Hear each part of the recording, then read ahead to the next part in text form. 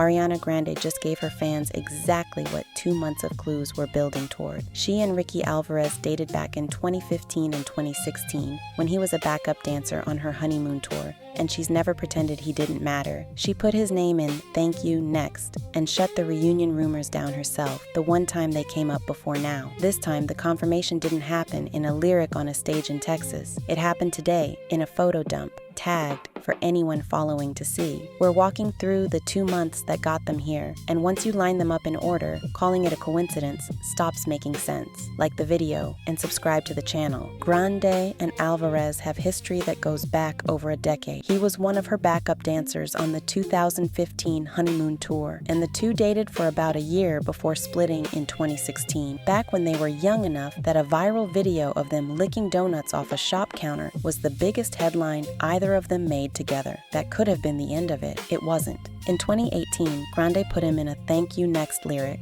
wrote some songs about Ricky, Now I Listen and Laugh. Alvarez reacted to it on his own Instagram stories, calling it nothing but gratitude and joking that the songs were fire anyway. Grande reposted it and apologized for handing him the worst line, insisting it was meant lovingly. Us Weekly reported he even turned up to the video shoot for the song a few weeks later. A few weeks after that, fans decided there was more to it. Grande had commented on one of Alvarez's posts, calling his outfit sick. And that was apparently all it took for Rickiana to start trending. Grande shut it down herself in the comments with no hedging. We're friends, everyone take a big ol' breather. Why answer it at all instead of just letting the speculation breathe? Because she had the chance to stay quiet and didn't take it. She answered it directly, on the record, the same day, and she has never once played coy about him since. Not when it would have been easy to. 8 years is a long time to stay close with an ex who keeps making cameos in your discography,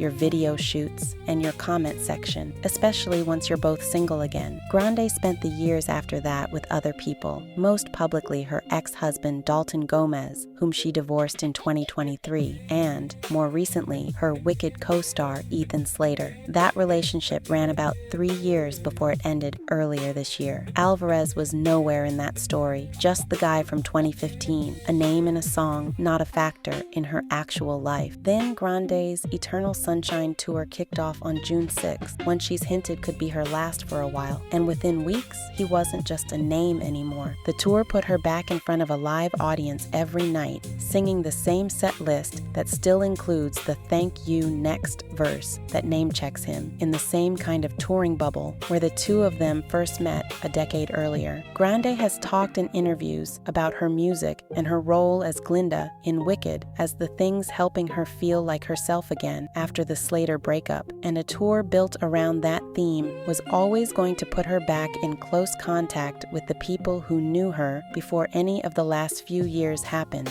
Ricky Alvarez among them. A lyric written about someone from your past hits differently once that person is actually back in your life, and Grande, whatever else is true about her, has never been shy about changing her own lyrics on the fly when a line stops feeling honest. That's exactly what happened next, live, in front of thousands of witnesses with their phones out.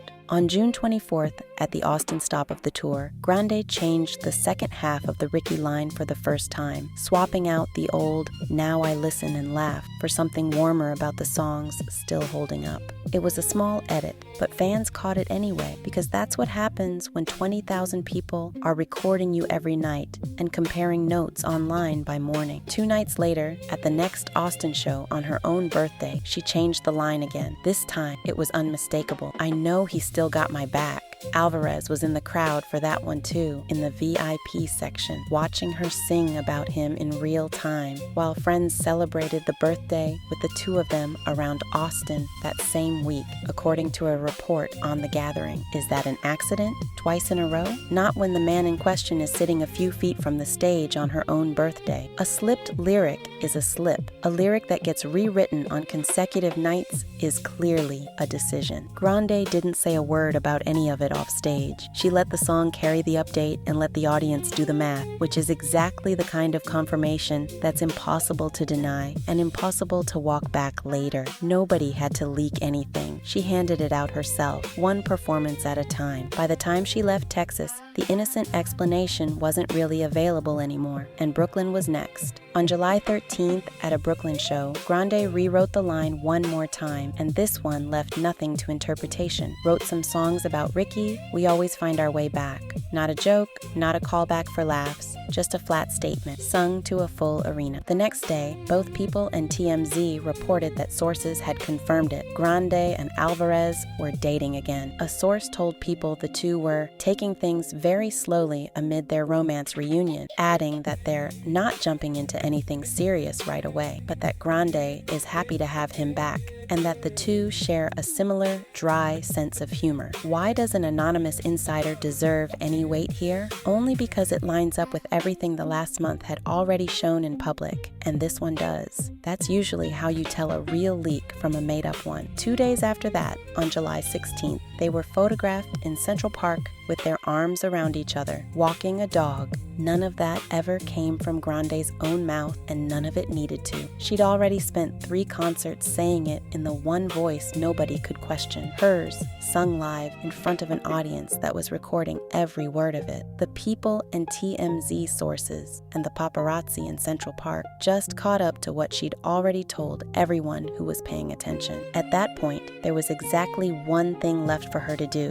and singing about it again wasn't it. On August 2nd, Grande posted that she was taking a step back from visibility once the tour wrapped. Read one way, that's an artist who's tired of being watched. Read another way, it's someone who knew exactly what she was about to post 10 days later and wanted to control the terms before she did it. Because on August 12th, she did it. Grande shared a photo dump on Instagram, a mix of selfies, video clips, and tucked into the middle of a 20-image carousel, 2 photos with Alvarez. In one, they're pressed together for a mirror selfie in matching white tops, and in another, his arm is around her shoulders. She tagged him. She didn't caption it, didn't explain it, didn't need to. Within the hour, outlets from Just Jared to E! To USA Today were all running the same story. This is the part the last 2 months were building toward. Not a headline, not a source, just a picture posted by her with his name attached to it, sitting right there in her own feed for anyone to see. That's the difference between a rumor and a relationship.